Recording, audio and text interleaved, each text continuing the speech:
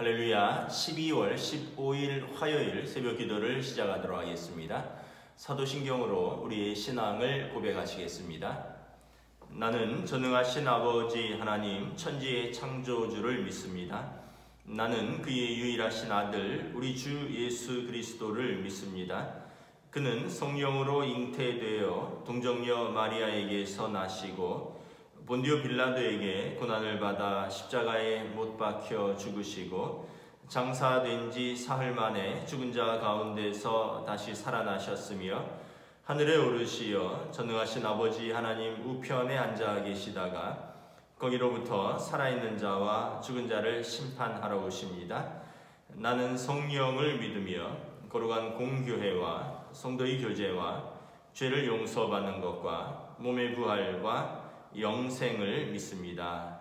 아멘. 찬송가 540장입니다. 찬송가 540장입니다.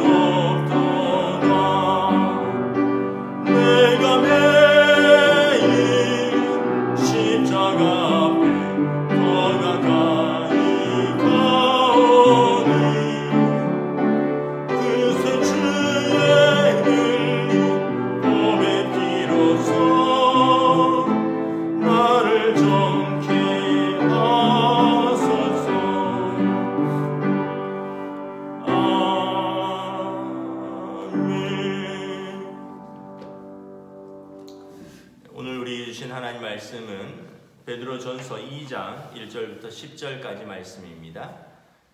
조명 좀 켜주세요. 베드로전서 2장 1절부터 10절까지 말씀입니다. 신약성경 베드로전서 2장 1절부터 10절까지 다 찾으신 줄 알고 저와 여러분들이 한 절씩 교도하도록 하겠습니다. 베드로전서 2장 1절부터 10절입니다.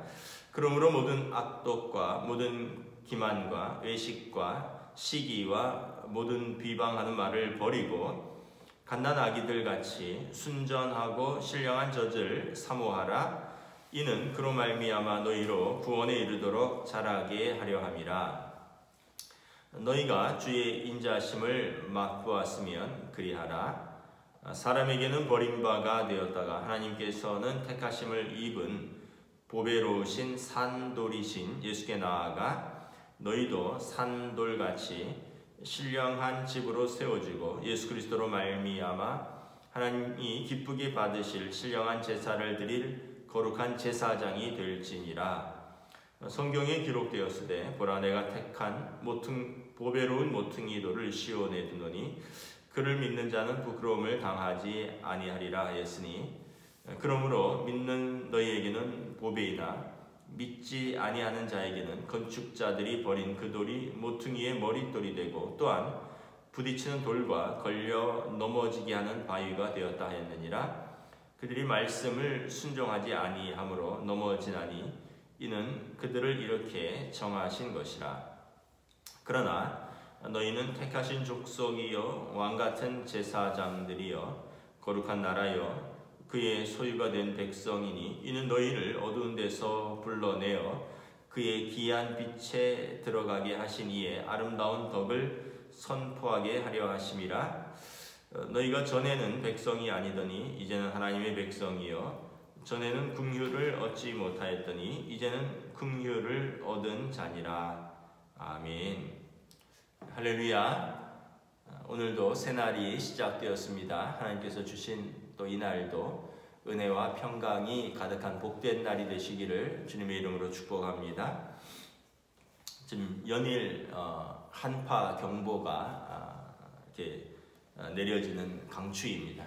우리 성도들 따뜻하게 몸을 잘 보온하시고 또 특별히 감기나 또 코로나에 걸리지 않도록 건강에 유의하시는 그런 시간들 되시기를 바랍니다. 오늘 말씀에 보면 그러므로 라고 말씀을 시작하고 있습니다. 이제 베드로전서 1장에서 그 베드로 사도가 그 초대교회 성도들 소아시아 교회의 그 성도들의 믿음을 칭찬하였습니다. 그러므로 고난 속에서 소망을 가지고 사는 그 성도들에게 그러므로 거듭난 성도로서 어떻게 살아야 하느냐라고 말씀을 하는 거죠. 그러므로라는 것은 어떤 앞에 대한 결과를 설명할 때 쓰는 접속사입니다. 그러니까 앞에 내용이 있죠. 그 내용이 뭐냐면 1장 24절부터 25절 말씀입니다. 모든 육체는 풀과 같고 그 모든 영광은 풀의 꽃과 같으니 풀은 마르고 꽃은 떨어지되 오직 주의 말씀은 세세토록 있도다. 그러므로 모든 육체는 풀과 같고 모든 영광은 풀의 꽃과 같다. 풀은 마르고 꽃은 떨어지되 오직 주의 말씀은 세세토록 있도다. 그러므로 그래서 여러분 우리 인생을 어떤 덧없는 영광 또 이따가 마르고 시들고 떨어지는 그런 것에 소망을 두지 말고 영원토록 있는 이 주의 복음의 말씀 예수 그리스도께 소망을 두고 살라라는 것입니다. 여러분 특별히 우리 어른들은 갑자기 이제 세월이 흘러갈수록 내 몸이 쇠약해지고 또 마음이 약해지고 이제는 경제력도 없고 다 누구에게나 전성기가 있었죠. 청년기가 있었고 장년기가 있었고 왕성하게 경제 활동을 하던 시기가 있었고 왕성하게 직장 생활을 하던 시기가 있었고 정말 그때는 몸이 하나라도 모자랄 정도로 바쁘게 지내시고 그런 때가 있었죠. 그런데 이제 어느 순간 이제 그 젊음도 지나가고 그 일도 끊어지고 관계들도 이제 어느 정도 정리되면서 이제 남는 것은 하나님과의 나의 관계, 또 가족들과 나의 관계, 성도들과의 나의 관계밖에 남지 않은 거죠. 그러므로 우리가 이 풀과 같이 시들기도 하고 꽃과 같이 떨어지는 인생, 어디에 소망을 두고 살 것이냐라는 것입니다. 어떻게 살아야 될 것이냐라는 것이죠. 오늘 본문에 보면 1절부터 3절에 보면 버려야 될 것들이 있고 붙들어야 될 것들이 있습니다. 성도들이 버려야 될 것은 뭐냐면 1절에 모든 악독과 모든 기만과 외식과 시기와 모든 비방하는 말을 버리고, 그러므로 그러니까 인생이 풀의 꽃과 같이 또 풀에 떨어지기도 하고 시들기도 하고 마르기도 하는 이 짧은 인생, 악독과 시기와 기만과 비방으로 살지 말라는 것입니다. 악독은 여러분 무엇입니까? 악한 마음이죠. 악한 마음. 누군가를 좀 해코지하려고 하는 마음, 또 누군가가 안 됐으면 하는 마음, 자기 중심으로 세상을 보고 그 외에는 어떠한 악한 일을 해서라도 자기를 이렇게 지키고 또 자기는 이익이 되고 이런 품는 모든 마음들이 악한 것이죠. 또 기만과 외식입니다. 기만과 외식. 기만과 외식은 성도로서 진실하지 못한 그런 마음과 생각과 행동입니다. 여러분, 기만이 뭡니까? 누군가를 속이는 거죠. 외식은 뭡니까? 외식도 연극하는 것이죠. 바리새인들의 외식을 주의하라. 하나님을 속이고 사람을 속이는, 또 때로는 자기 자신도 스스로를 속이는 것이죠. 그래서 세상이 볼 때, 또 다른 사람들이 볼 때 신뢰하지 못하고 그리스도인으로서 신뢰하지 못하는 그러한 생각들, 마음들, 그런 말들, 그런 행동들, 그런 삶을 버리라는 것입니다. 또 시기와 비방입니다. 모든 시기와 비방을 하는 말을 버리고, 시기와 비방은 어떻게 보면 우리의 관계를 망가뜨리는 것입니다. 시기는 누군가를 부러워하는 마음이 잘못된 것으로 왜곡되는 것이죠. 그리고 비방은 무엇입니까? 남을 깎아내리는 거죠. 이제 자기보다 남을 못하다고, 그래서 그러다 보면 거짓말도 해야 되고요. 또 없는 것을 포장하기도 해야 되고, 삶이 하나님 보시기에 합당한 성도의 삶이 아닌 것이죠. 예수 믿지 않을 때는 우리가 이렇게 육신의 정욕과 안목의 정욕과 이생의 자랑으로 세상 사람들 사는 방식처럼 때로는 악한 마음, 삐뚤어진 마음, 악독, 하나님도 속이고 사람도 속이고 때로는 자신도 속이는 기만과 외식, 그리고 모든 관계들을 깨어버리는 그런 시기와 비방의 말을 하며 살았다 하면, 이제는 그러므로 모든 육체는 풀과 같고 모든 영광은 풀의 꽃과 같이 떨어지고 마르고 시드는 우리 덧없는 인생이, 하나님께 소망을 두는 우리는 어떻게 이제 살아야 되느냐. 2절에 보면 갓난 아기들 같이 순정하고 신령한 젖을 사모하라. 이는 그로 말미암아 너희로 구원에 이르도록 자라게 하려 함이라. 여러분, 아기들이 엄마 젖을 어떻게 사모합니까? 어렸을 때 아기들 키우는데 보면 눈도 못 떴는데 그냥 입을 오물거리면서 본능적으로 엄마 젖을 찾는 거죠.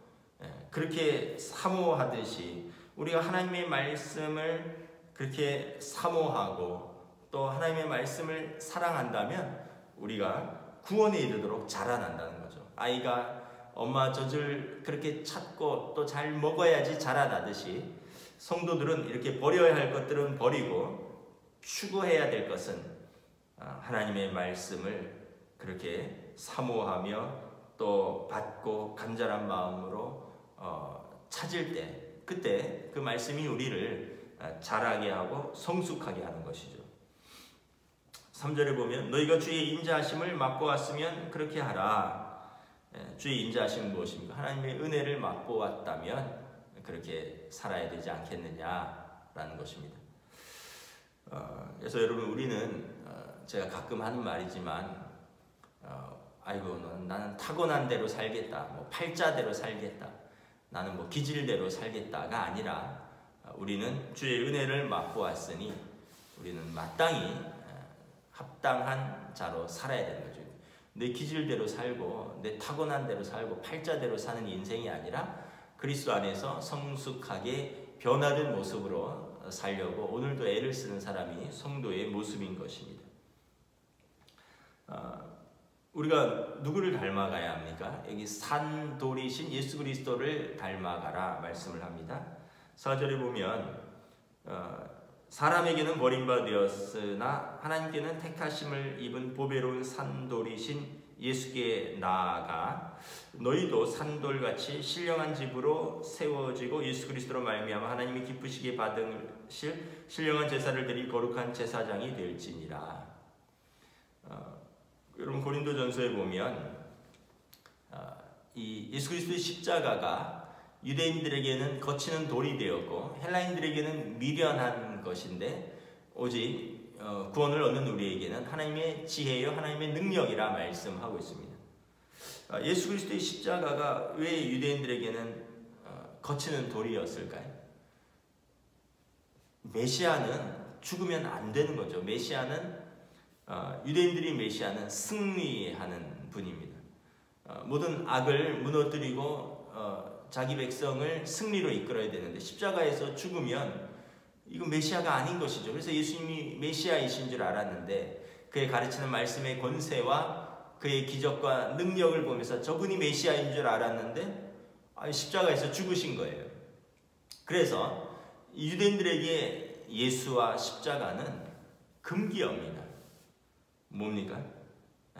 건축자들이 버린 돌입니다. 옛날에는 그 돌이 집에 모퉁이질 돌이 될 것처럼 쓸모 있을 줄 알았는데 자기들이 기대한 그 돌이 아닌 거예요. 그래서 건축자들이 버린 돌이 되었습니다.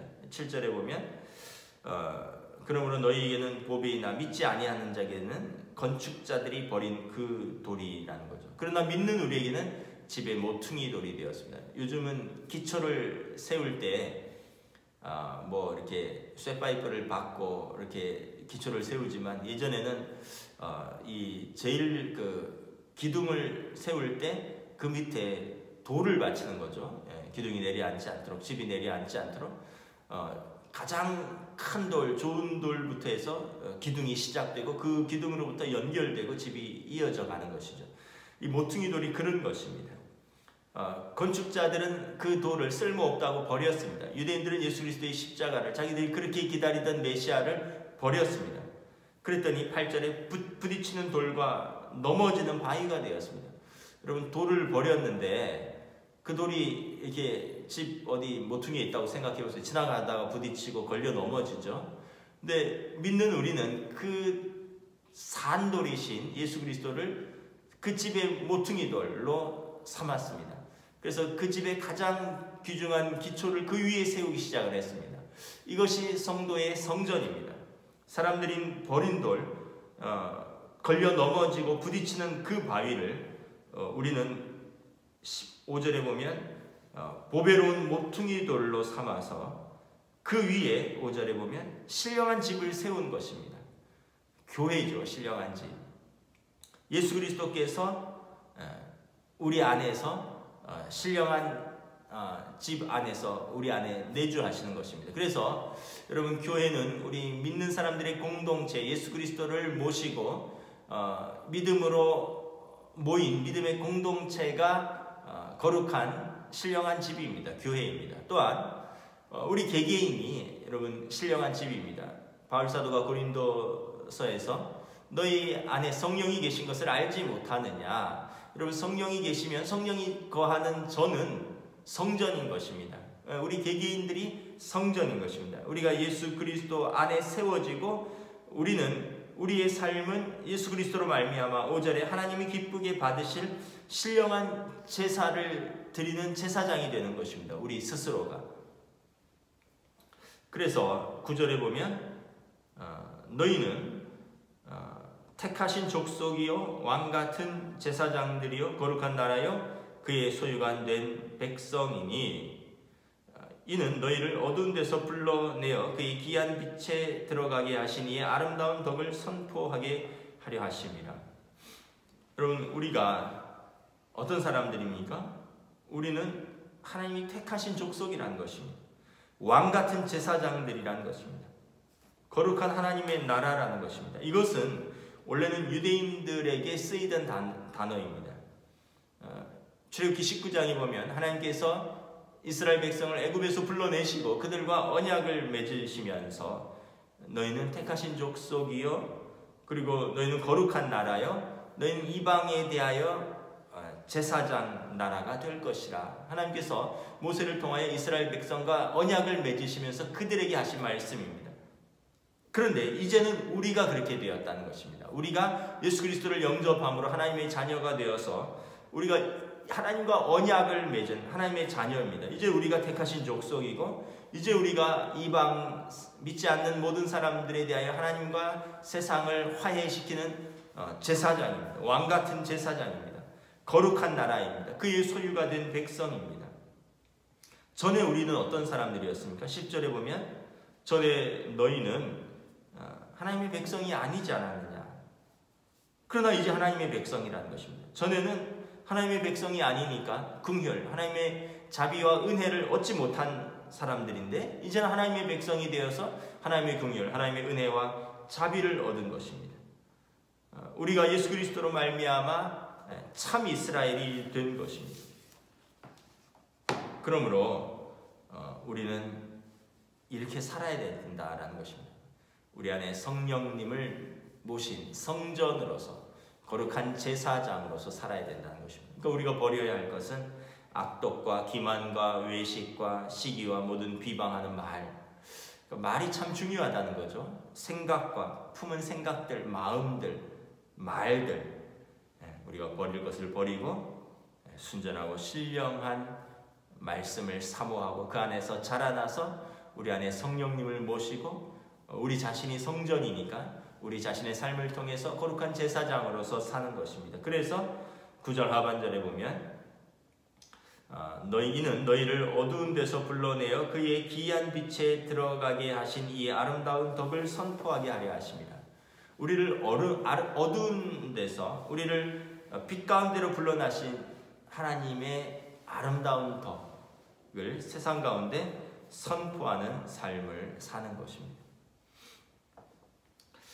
여러분 베드로전서를 쓰던 1세기의 그리스도인들은 어떤 삶을 살았을까요? 여러분 무려 300년 이상의 핍박의 시대를 살았습니다.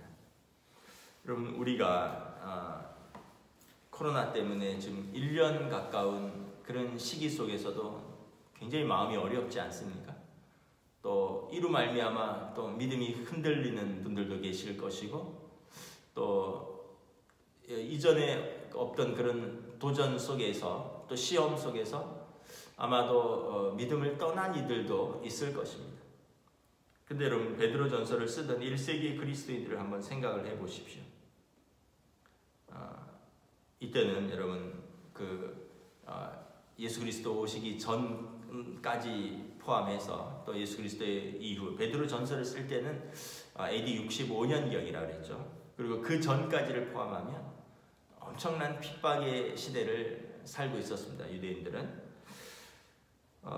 터키의 그런 갑바도기아 같은 데 가면 지하 10층 깊이의 터널이 있다고 합니다.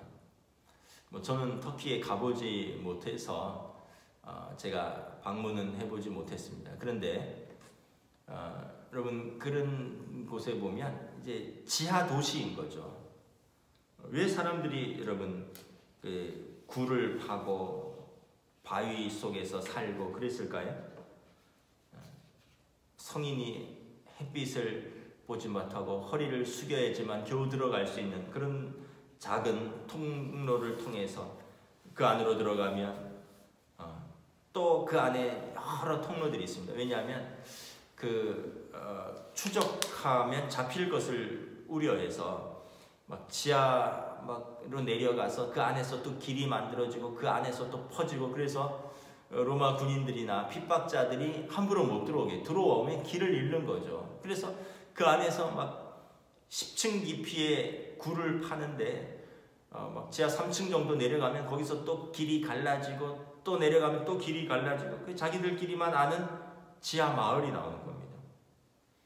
경사진 통로를 한 3-4km 통과하면 또 다른 지하 도시가 나오고, 그곳에 조사를 해보면 사람들이 거기 살았던 흔적들이 있습니다.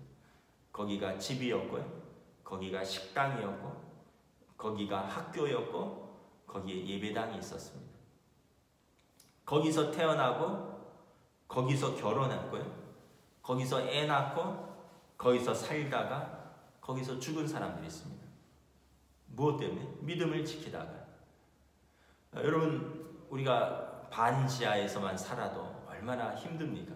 저희가 부교육자 때 반지하에서 한 5년 살았는데, 이게 참 습하고, 그래서 아이들이 아토피에 걸리고, 하여튼 좀 이 반지하만 해도, 여러분, 완전 지하가 아니라 반지하입니다. 햇빛이 거실로 나가면 햇빛이 들어오고, 방으로 나가면 햇빛이 안 들어가요. 왜냐하면 지하에 묻혀 있으니까. 그래도 여러분, 사는데 굉장히 어렵습니다. 그런데 여러분, 그 당시 기독교인들은 AD 313년 콘스탄틴 황제의 밀라노 칙령으로 기독교가 공인될 때까지 무려 300년간을 이렇게 지하 도시에서, 굴 속에서 믿음을 지키면서 살았던 것입니다. 물론 밖에서 살았던 사람들도 있습니다. 밖에서 살았지만 그들은 종으로 살았습니다. 2장 18절에 보면 까다로운 주인을 만나서, 그러나 22절에 보면 부당하게 고난을 당하면서 욕을 당하여도 맞대어 욕하지 아니하고, 고난을 당하되 위협하지 아니하고, 친히 나무에 달려 그 몸으로 우리 죄를 담당하신 그리스도를 본받아 자신들을 위하여 고난을 받으사 본을 행하며 그 자취를 따라가는 그리스도를 본받아 그들은 밖에서도 때로는 고난 속에서 참고, 부당하게 대우를 당하면서도 인내하고, 슬픔을 당하면서도 자신들을 위하여 고난과 슬픔을 당하신 예수 그리스도를 생각하며 이 땅에서 아름다운 성도의 삶을 살았다는 것입니다. 때로는 어떤 이들은 그렇게 밖에서 부당한 고난 속에서도 믿음을 지키고, 때로는 그 믿음을 지키기 위해서 지하 도시에서 햇빛도 제대로 못 보고 그곳에서 태어나서 결혼하고 애 낳고 살고 거기서 죽는 사람들도 있고. 그러고 보면 여러분, 오늘 우리의 믿음은 정말 어떤 믿음인가? 우리는 여러분, 이제는 믿음을 못 지킨다 하면 어떤 면에서 보면 너무 어떻게 이런 믿음의 선조들에 비하면 너무 부끄럽죠. 일제시대만 해도 그렇고요. 여러분, 조선시대 후기에 기독교가 들어오면서 그때만 해도 믿음을 지키는 것은 집안에서 쫓겨나는 것이었습니다. 얼마나 많은 핍박이 있었습니다. 지금도 아마 공산국가라든가 이슬람 국가에서는 이렇게 믿음을 지키면서 하나님 앞에서 살아가는 사람들이 있을 것입니다. 말씀을 정리하겠습니다. 여러분, 코로나 시대에 담대히 우리가 믿음을 가지고 이 질병과 맞서 싸우실 수 있기를 원합니다. 여러분, 우울한 감정들, 또 활동하지 못하는 그런 시간들, 또 여러 가지 어려움과 제약이 있지만 여러분, 이 시기에 더욱더 하나님의 신령한 말씀을 사모하며 우리 자신을 하나님 앞에서 또 경건하게 세워가는, 오히려 거룩하게 거듭나는, 연단되는 복된 시간들 되시기를 우리 주님의 이름으로 축복합니다. 기도하겠습니다. 하나님의 은혜를 감사합니다. 베드로 사도가 초대교회 우리 성도들에게 고난과 핍박 가운데 있는 성도들을 격려하며 위로하며 또 하나님의 영광과 예수 그리스도의 십자가의 은혜와 자비와 긍휼을 맛본 자로서, 구원에 합당한 자로서 살자라고 권면하고 또 용기를 북돋고 있습니다. 오늘 우리에게 주시는 말씀으로 받기를 원합니다. 연일 계속되는 해가 넘어가는 그런 코로나19의 위기 속에서 우리의 건강을 위협받고 우리의 일상이 제한되고 우리의 관계들이 끊어지고 활동들을 제한받는 이 상황 속에서 마음이 무너지고 관계가 무너지고 믿음이 무너지지 않기를 원합니다. 우리의 마음을 지킬 수 있기를 원합니다. 풀의 꽃같이 시들고 떨어지는 이 인생의 소망을 두는 것이 아니라 지금부터 영원까지 항상 계시는 하나님의 구원의 말씀에, 그리고 예수 그리스도의 사랑이, 그리고 우리를 위한 그 영원한 하나님 나라의 소망을 두고 오늘 우리가 이곳에서 그리스도의 귀한 빛과 덕을 선전하며 살아가는 거룩한 제사장들로 한 사람 한 사람을 세워주시옵소서. 감사를 드리오며 우리 주 예수 그리스도의 이름으로 기도드리옵나이다. 아멘. 하늘에 계신 우리 아버지, 아버지의 이름을 거룩하게 하시며 아버지의 나라가 오게 하시며 아버지의 뜻이 하늘에서와 같이 땅에서도 이루어지게 하소서. 오늘 우리에게 일용할 양식을 주시고 우리가 우리에게 잘못한 사람을 용서하여 준 것 같이 우리 죄를 용서하여 주시고 우리를 시험에 빠지지 않게 하시고 악에서 구하소서. 나라와 권능과 영광이 영원히 아버지의 것입니다. 아멘.